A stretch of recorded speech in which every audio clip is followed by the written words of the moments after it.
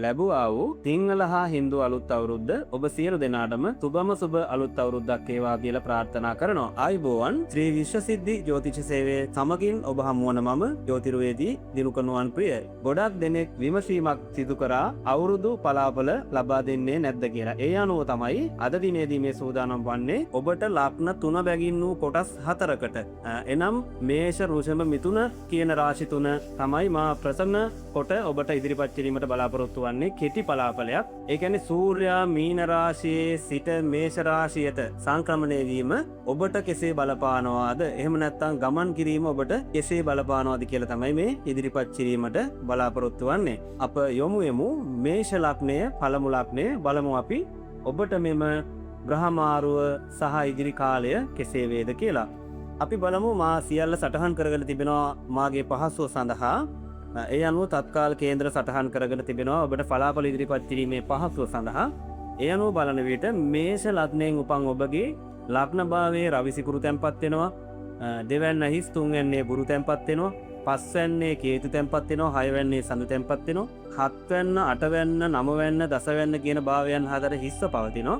ඉන් අනතුරුව අයස්ථානයේ රාහු තැන්පත් වෙනවා. 12 වැන්නේ වැයස්ථානයේ ශනි කුජ බුධ කියන ග්‍රහයින් තිදෙනා තැන්පත් වෙනවා මේ අවස්ථාවේදී. ඉතින් ඔබට මේ කාලය දෙස බැලීමේදී විශේෂයෙන්ම අප්‍රේල් 15 සිට තමයි ඔබට මේ පලාකල මා මේ බලපවත්වන පරිදි ඉදිරිපත් කරන්නේ.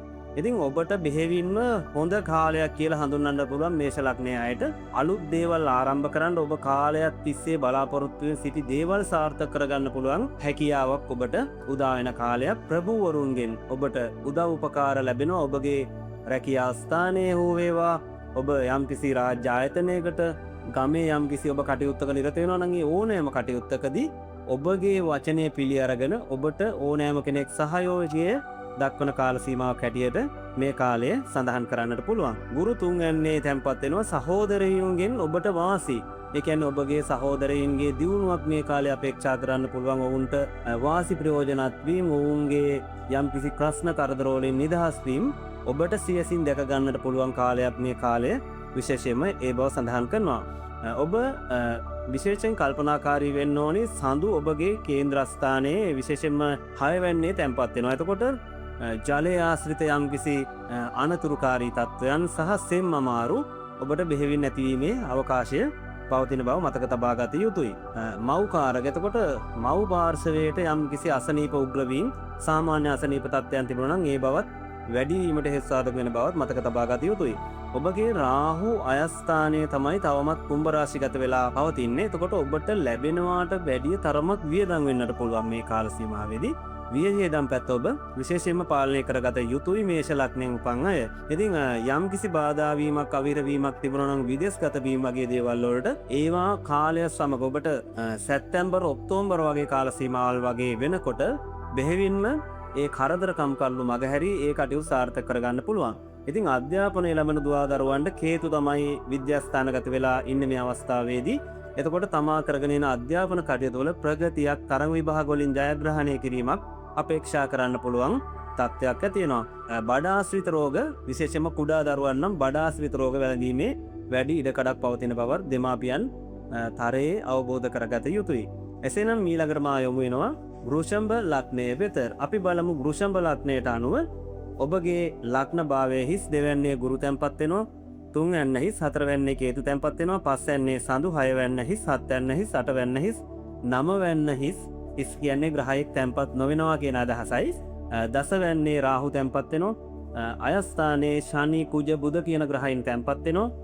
රවි සිකුරු ග්‍රහයින් කේන්ද්‍රයේ 12 වැන්නේ තැන්පත් වෙනවා. ඉතින් මේ ආදී වශයෙන් බලන විට මේ වෘෂභ ලග්නයෙන් උපන් අයගේ මේ කාල සීමාවේදී ඔබටත් ධන ධාන්‍ය වර්ධනයක් සිදු කරගන්න පුළුවන් හැකියාවක් තියෙනවා. ඔබගේ වතු පිටි සම්බන්ධ යම් කිසි දෙයක් තිබුණනම් ඒවා අපි කියනවා මුඩු ඉඩම් නැවත ඔබට සකසා ගැනීමට සුදුසු කාලයක්. ඔබගේ අස්ථාවර වෙලා තිබුණු ව්‍යාපාර ස්ථාන සාර්ථක කරගන්න පුළුවන් හැකියාවක් ඇති වෙන්නට පුළුවන්. හැබැයි මෙහෙම ගොඩාක් අවස්ථාවල් වලදී ඔබ සම්පූර්ණම අපි හිතමු ඔබ යම්කිසි ලෝන් එකක් ගන්නවා, යම්කිසි ව්‍යාපාරයක් හෝ දෙයක් ආරම්භ කරන්න. මුළු මුදලම ඒකෙහි යොමු කරගන්න බැරුව ඒ තරමක් මුදල් අපතේ යාමක් ඔබට සිද්ධ වෙන්නට පුළුවන්. එනිසා ඔබ ඒ පිළිබඳ වැඩි සැලකිල්ලක් දක්වන්නට ඕනි. කලාංශයේ කටයුතු කරන දරුවන්ට ඉතාම හොඳ කාලයක්, කලා ක්ෂේත්‍රයේ ඒවා ප්‍රගුණ කරගන්න පුළුවන් කාලයක් විදියට දකින්නට පුළුවන්. වයස තරමත් වැඩි අයට නම් පපුවාශ්‍රිත හතිය, අපි කියනවා සාමාන්‍යයෙන් සෙම අධික වීම නිසා ඇතිවෙන අර හතිය, පොටු දියර ගැලීම වගේ අර සෙම නරක් වීමෙන් ඇතිවෙන රෝගාබාධ දෙහිවින් ඇතිවෙන්න පුළුවන් කාලයක් කියලා හඳුනන්නට පුළුවන්. එතකොට වෘෂභ ලග්නය ඒ විශේෂයෙන් සැලකිලිමත් වෙන්න ඕනේ. ඔබගේ රාහු තමයි දසවැන්නේ තැන්පත් වෙන්නේ. එතකොට මේ රාහු කියන ග්‍රහයා සියල්ල අවුල් කරන ග්‍රහයෙක්. මම ඔබට මීට පෙර වීඩියෝ ඔලදී මේ බව විශේෂයෙන් ඉදිරිපත් කරා. මේ රාහුගේ ක්‍රියාව තමයි රැකියාවේ ගැටලු ඇති කිරීම. ඒ ස්ථාන ප්‍රධානීන් සමග ඔබට මතභේද පටලවනවා. ඔබට ඉක්මන් කෝපයාවේගය තියෙනවා. හිතේ ඔබ සමහර විට ඔබ පැවසිය යුතු දේ නෙමෙයි පවසන්නේ, කරන්න ඕනි වැඩේ නෙමෙයි කරන්නේ. ඔබ අතින් රැකියා ස්ථානයේ කලට වේලාවට වෙනදා වගේ වැඩ කටයුතු අපි කියනවා ඉෂ්ට විය යුතු දේ ඉෂ්ට නොවී තියෙන්නට පුළුවන්. එනිසා ඒ පිළිබඳ වැඩි කල්පනාකාරීත්වයක් ඔබ දැරිය යුතුයි. ඉතින් ලැබීම්, ඔබට දැන් ලැබීම් හොඳ වුණාට ලබා ගන්නට තිබෙන දේ ඔබ විසින් කල් දමා ගැනීමක්. කමක් නෑ, ඕක මට ඕන වෙලාවක පුළුවන්. අන්න ඒ පරිදි හිතන්නට පුළුවන්. ඒ නිසා ඔබට ලබා ගැනීමට ඇති දේ අපි කියනවා ක්ෂණික ලබා ගන්නට ඕනි. නැත්තම් පසු වුණොත් ගොඩක් වෙලාවට ඔබට එය ලබා ගැනීමට නොහැකි තත්ත්වයට පවා පත් වෙන්නට පුළුවන්. කොටින්ම කිව්වොත් ඔබ ගුවමාරුවර දීප මුදල ලබා ගන්න ඔබට ඔහු පස්සෙන් ඇවිදින්නට වෙන කාලයක් ඉන්නට පුළුවන්.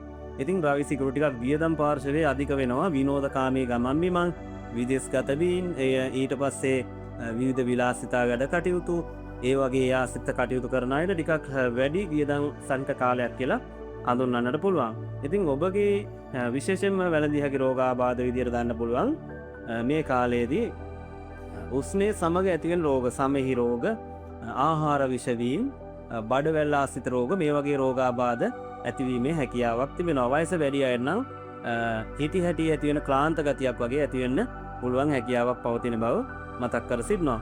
මීළඟට මම මිථුන ලග්නයට යොමු වෙනවා. ඊටම ඉක්මනින් ලග්න 3 බැගින් තමයි ඔබට ඉදිරිපත් කරන්නේ.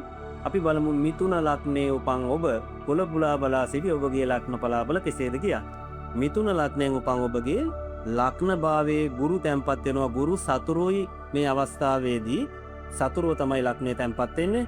කේතු 3 වෙන්නේ තැන්පත් වෙනවා. සඳු 4 වෙන්නේ තැන්පත් වෙනවා. ඔබගේ රාහු 9 වෙන්නේ තැන්පත් වෙනවා. දස වෙන්නේ ශනි, කුජ, බුධ කියන ග්‍රහයන් තැන්පත් වෙනවා. කේන්ද්‍රයේ 11 වෙන්නේ රවි, සිකුරු කියන ග්‍රහයන් තැන්පත් වෙනවා. මේ ආදී වශයෙන් තමයි ග්‍රහචාරය සටහන් වෙලා තිබෙන්නේ තත්කාලීන වශයෙන්. ඉතින් මේ අනුව බලන විට ඔබට මේ කාලයේදී මිථුන ලග්නේ මිශ්‍ර ඵලදායී කාලයක් විදිහට හඳුන්වන්නට පුළුවන්. විශේෂයෙන්ම රවි සිකුරුගේ පිහිටීම නම් ඔබට නොසිතූ ධනය, ඔබ බලාපොරොත්තුවෙන් සිට අතහැරපු දේවල්, මේක නම් හරියන්නේ නැහැ, මේක මම ආයෙ කරන්නේ නැහැ කියපු දේවල් කෙරෙහි ඔබට නැවත සිත පහළ වෙන්නට පුළුවන්. ඒ වගේම තමයි ඒවා සාර්ථක කරගන්න පුළුවන් කාලයක් විදිහට හඳුන්වන්නට පුළුවන්. මව් පාර්ශවයෙන් විශේෂයෙන්ම මවගේ ඥාතිවරුන්, හිත මිත්‍රාදීන්ගෙන් ඔබට සහයෝගය මේ කාලෙදි බෙහෙවින්ම ලබා ගන්න පුළුවන් ආකාරයක් පේන තිබෙනවා. මේ සහෝදරින්ගේ බලාපොරොත්තු වෙන තරමටම ඔබට මේ කාලෙදි ඵල ප්‍රයෝජන අත්වන්නේ නැහැ. දැන් ඔබගේ උදව්වකට සහෝදරයෙකුට කතා කරත් මේ කාලෙදි හරි මං හවසට එන්නම් කියන කෙනා ඔබට දකින්නට හම් වෙන්නේ සතියක් විතර පරක් වෙලා තමයි නේද? ඒ පුජ්‍යලයාට ඒක උවමනාව තිබුණාට ඔබට ඒ උදව්ව කරන්න හිත දෙන්නේ නැහැ. අන්න ඒ වගේ තත්ත්වයන් ඇතිවීමේ හැකියාව පවතිනවා. ඉතින් විශේෂයෙන්ම ඔබගේ රාහු පුණ්‍ය ස්ථානගත වෙනවා. එතකොට කුම්භ රාශිය තමයි ඉන්නේ. සාමාන්‍යයෙන් ඔබට ඔය ඇවිදිලි අධික වෙන්න පුළුවන්. පින් දහම් වැඩ, සමාජ සීලී වැඩ කටයුතු හේතුන් අපි කියන්නේ ඉවරයක් නැතුව ඇවිදිනවා මේවට නම් කියලා නේද? ගෙවල් වලින් දෝෂාරෝපණ වුණත් එන්න පුළුවන්. ඔබ සමාජශීලී ගතිය ඔය දැන් ඉදිරියට එනවා. වෙසක් කොසොන් කූඩු කාලය, කූඩු ඉදි කරන කාල, මේ වගේ දැන් තරුණ වයසේ අය නම් තමන්ගේ වැඩ පාඩු කරගනිමින් මේ මම උදාහරණයක් කිව්වේ ඒ වගේ දේවල් වලට යොමු වෙන්නට පුළුවන්.